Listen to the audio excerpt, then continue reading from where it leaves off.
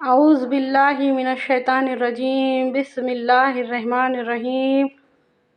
تمام تعریفیں اس اللہ عز و جل کے لیے لائق و زیبا ہے جو سارے جہاں کا بنانے والا اور اس کو پالنے والا ہے، اور درود و سلام ہو اس کے آخری نبی حضرت محمد مصطفیٰ صلی اللہ علیہ وسلم پر۔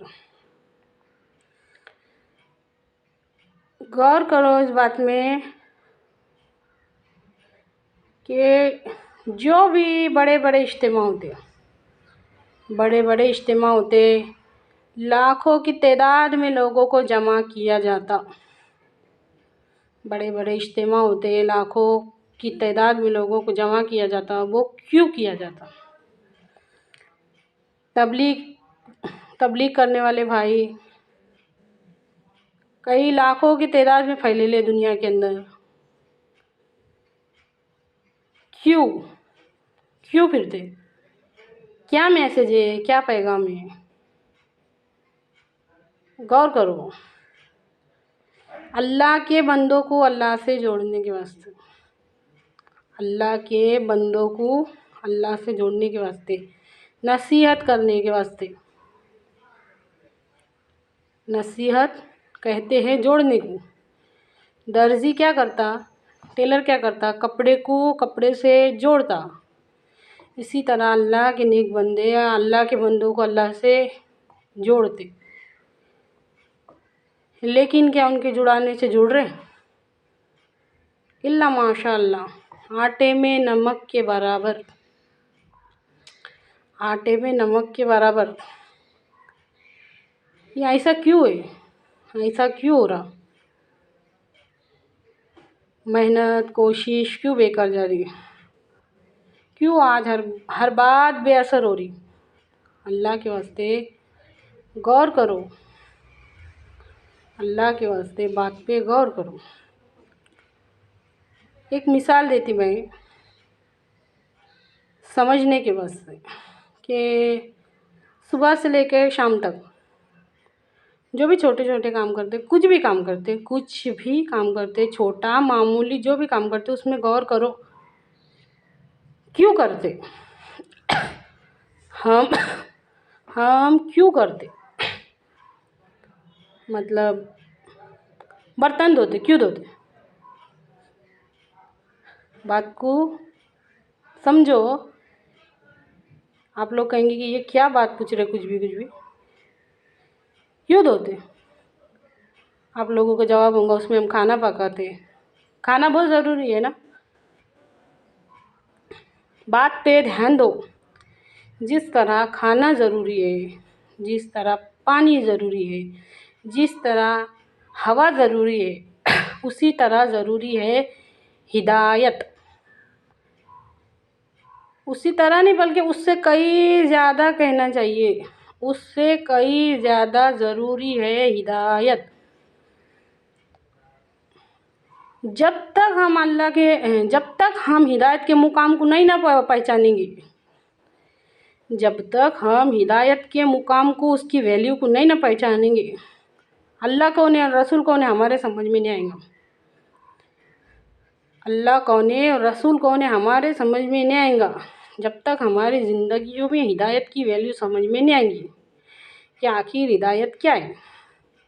اب غور کر کے دیکھو، جس طرح کھانا بنانے کے واسطے محنت کرتے، جس طرح پانی خود تک پہنچانے کے واسطے پانی بہت ضروری ہے، اس کے واسطے وہ چیز کی اہمیت ہمارے نزدیک ہے، ہوا کی اہمیت ہمارے نزدیک ہے، کیا ہدایت کی اتنی اہمیت ہمارے نزدیک ہے؟ سوچ کے دیکھو، کیا ہدایت کی اتنی اہمیت ہمارے نزدیک ہے؟ کل ایک کمنٹ آیا، کمنٹ میں مسلمان بھائی ہمارے، اللہ ان کو ہدایت دے، مسلمان بھائی مجھ سے کہتے کہ کیا ضرورت ہے تم کو یہ سب کام کرنے کی؟ وہ مجھ سے کہتے ہیں کہ آپ کو کیا ضرورت ہے یہ سب کام کرنے کی؟ عورتوں کی تو آواز کا بھی پردہ ہے، ہمارے ان بھائی کی، ماں کی، بہن کی آواز بھی کبھی کسی ڈاکٹر نے نہیں سنا، کبھی کسی شاپنگ والے نے نہیں سنا، कभी वो नहीं, वो बेचारी तो कभी बाहर शॉपिंग करने नहीं जाती ज़िंदगी में, पर्दे में भी नहीं जाती। अब आवाज़ का पर्दा है तो पर्दे में से कैसा बोलेंगे, डॉक्टर के पास भी नहीं जाती हो कभी इलाज कराने के वास्ते। अब आवाज़ का पर्दा है तो फिर अभी बात करेंगे तो इलाज कराना ज़रूरी है, शॉपिंग करना ज़रूरी है, हिदायत ज़रूरी नहीं है। हमारे भाई को यह समझना चाहिए कि क्या हिदायत ज़रूरी नहीं है। अल्लाह के वास्ते हमारी नज़र में हिदायत की क्या अहमियत है। इतना बड़ा मकाम दे दो हिदायत को, तो जब हिदायत की वैल्यू हमारे समझ में आएंगी। इसीलिए अल्लाह ताला फरमाता है कि जब तक तुम्हारे नज़दीक तुम्हारे माँ बाप से ज़्यादा, तुम्हारी हर कीमती से कीमती और महबूब से महबूब तरीन चीज़ से ज़्यादा अल्लाह और उसका रसूल महबूब ना हो जाए, अल्लाह और उसके रसूल सल्लल्लाहु अलैहि वसल्लम जो कि हिदायत देने के वास्ते, हिदायत की समझ देने के वास्ते आए, वो महबूब ना हो जाए, जब तक तुम्हारे नज़दीक तुम्हारी हर कीमती से कीमती महबूब से महबूब तरीन चीज़, तुम्हारे वालिदैन से ज़्यादा, तुम्हारी औलाद से ज़्यादा, तुम्हारे पास जो मालो दौलत है उससे ज़्यादा, तुम्हारी हर महबूब से महबूब तर चीज़ से ज़्यादा अल्लाह और उसके रसूल सल्लल्लाहु अलैहि वसल्लम की मोहब्बत ना हो जाए, तो फिर कोई फ़ायदा नहीं है, कोई फ़ायदा नहीं है। अल्लाह के वास्ते बात को समझो। ये मकाम होना चाहिए हमारी नज़र में हिदायत का। तो हमसे सवाल पूछा जाता है कि आपको क्या ज़रूरत है, ये जवाब है उसका कि ये ज़रूरत है। आज हमारी नज़र में वो मुकाम नहीं है ना, हमारी नज़र में आज वो हिदायत का मकाम नहीं है। सोच के देखो, जो कोशिश खाना बनाने के वास्ते होती, जो कोशिश दूसरे कामों के वास्ते होती, या फिर जिस चीज़ की शौक़ है उसके वास्ते कोशिश होती, शौक़ वाली चीज़ों को सीखने की, समझने की तौफीक होती, चाहते हुए भी ना चाहते हुए भी जो दिल बोलता वो करते, जो दिल बोलता वो करते, जो दिल बोलता वो करते। अगर हमारी ख्वाहिशात नफ्स उस दीन के ताबे हो जाएंगी जिसको लेके नबी सल्लल्लाहु अलैहि वसल्लम आए, हमारा खुद का दिल चाहेगा, हमारा खुद का दिल ये चाहेगा कि हम अल्लाह के हुक्मों को ढूंढे, भागते जाएंगे, हम भागते ढूंढेंगे। सबसे ज़्यादा अगर परवाह और फ़िक्र होंगी तो अल्लाह के हुक्म की, नबी सल्लल्लाहु अलैहि वसल्लम की तालीमत की, नबी सल्लल्लाहु अलैहि वसल्लम ने क्या फरमाई थी, नबी सल्लल्लाहु अलैहि वसल्लम का क्या हदीस ढूंढेगा इंसान, कौन से मौके पे कौन से अमल करना है, कौन से मौके पे कौन से अमल करना है, दीन के पांचों शुबों के मुताबिक कैसे ज़िंदगी गुजारने की है, इंसान ढूंढेगा, भागेगा उसके तरफ,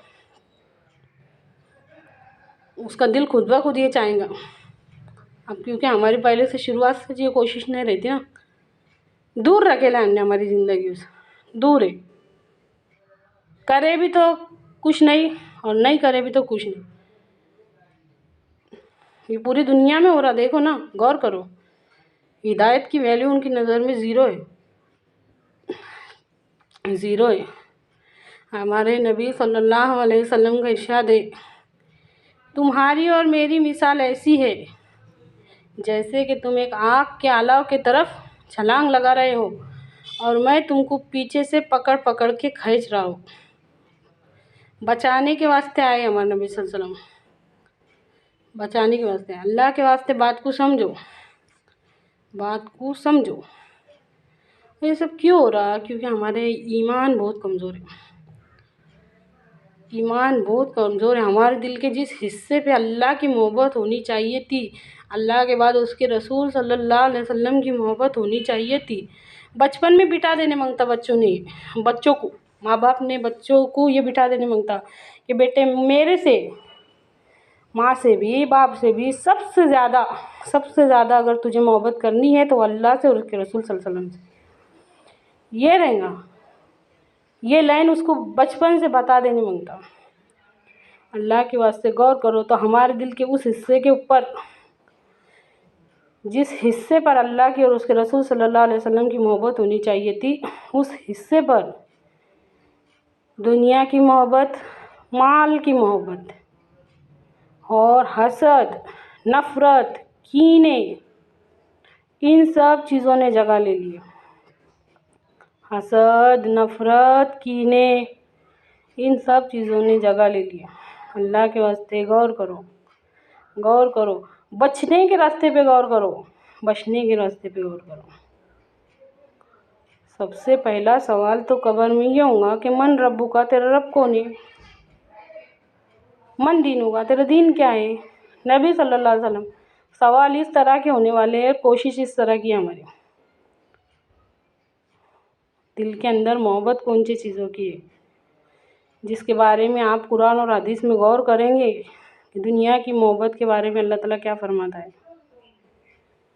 دنیا کی زندگی امتحان ہے، دنیا کی زندگی کو اللہ تعالیٰ نے امتحان کہا ہے۔ ہم پوری زندگی میں سب 5 منٹ بھی بیٹھ کے ایسا صرف اتنے 5 منٹ اپنے امتحان سمجھیں گے، باقی کی زندگی، باقی کا وقت چھوڑو، یہ جو ابھی آنے والے 5 منٹ ہے نا، اس کے اندر ہم دنیا کی زندگی کو امتحان سمجھیں گے۔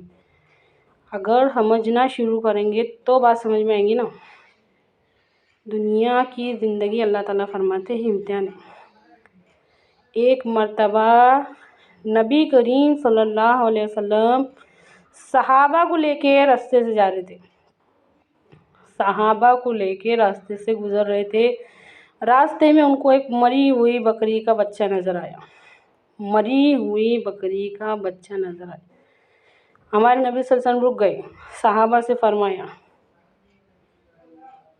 تم میں سے کون اس کو 2 درہم کا خریدنا چاہیں گا؟ تو صحابہ نے فرمایا یا رسول اللہ، ہم تو اس کو مفت میں بھی نہ خریدے، ہم تو اس کو مفت میں بھی نہ خریدے، پہلے تو یہ مرا ہوا ہے اور اس کے کان بھی کٹے لے، ہم تو اس کو۔ ہمارے نبی صلی اللہ علیہ وسلم نے کیا فرمایا، غور سے سنو۔